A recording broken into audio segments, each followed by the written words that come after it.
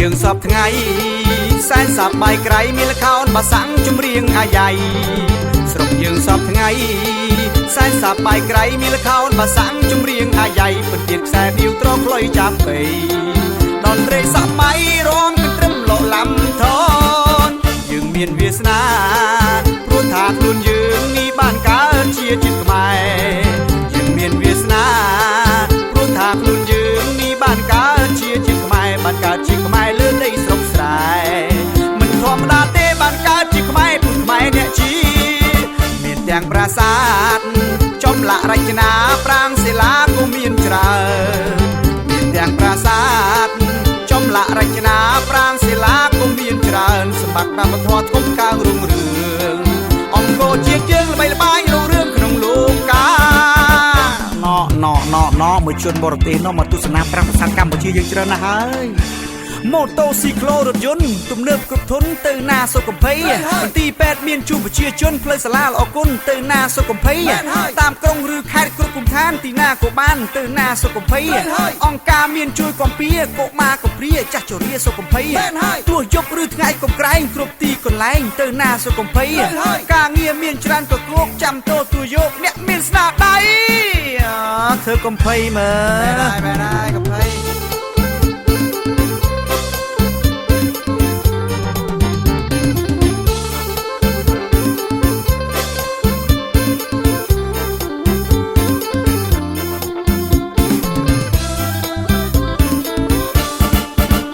យើងសពថ្ងៃ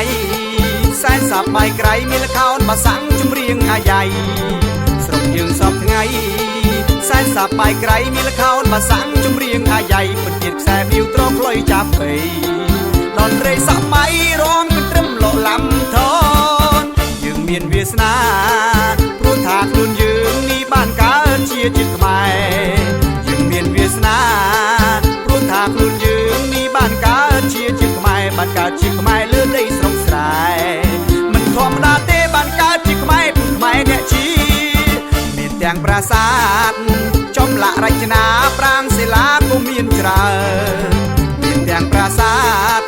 ចំលាក់រចនាប្រាង្គសិលាក៏មានច្រើនសម្បត្តិវប្បធម៌ធំកើងរុងរឿងអង្គរជាតិយើងល្បីល្បាញរុងរឿងក្នុងលោកកាយើងមានវាសនាព្រោះថាខ្លួនយើងនេះបានកើតជាជាតិខ្មែរយើងមានវាសនាព្រោះថាខ្លួនយើងនេះបានកើតជាជាតិខ្មែរបានកើតជាខ្មែរលើដីស្រុកស្រែមិនធម្មតាទេបានកើតជាខ្មែរពុទ្ធខ្មែរអ្នកជាមានទាំងប្រាសាទចំលាក់រចនាប្រាង្គសិលាក៏មានច្រើនមានទាំងប្រាសាទចំលាក់រចនាប្រាង្គសិលាក៏មានច្រើនសម្បត្តិវប្បធម៌ធំកើងរុងរឿងអង្គរជាតិយើងល្បីល្បាញរុងរឿងក្នុងលោកកាមួយជនបរទេសមកទស្សនាប្រាសាទកម្ពុជាយើងច្រើនណាស់ហើយម៉ូតូស៊ីក្លូរថយន្តទំនើបគ្រប់ធន់ទៅណាសុខភ័យមន្ទីរពេទ្យមានជួបប្រជាជនផ្លូវសាលាល្អគុណទៅណាសុខភ័យតាមក្រុងឬខេត្តគ្រប់គុំឋានទីណាក៏បានទៅណាសុខភ័យអង្គការមានជួយកំពាកុមារកំព្រាចាស់ជរាសុខភ័យទោះយប់ឬថ្ងៃកំក្រែងគ្រប់ទីកន្លែងទៅណាសុខភ័យការងារមានច្រើនក៏គោកចាំតទួយកអ្នកមានស្នាដៃធ្វើកំភ័យមើលបែរហើយ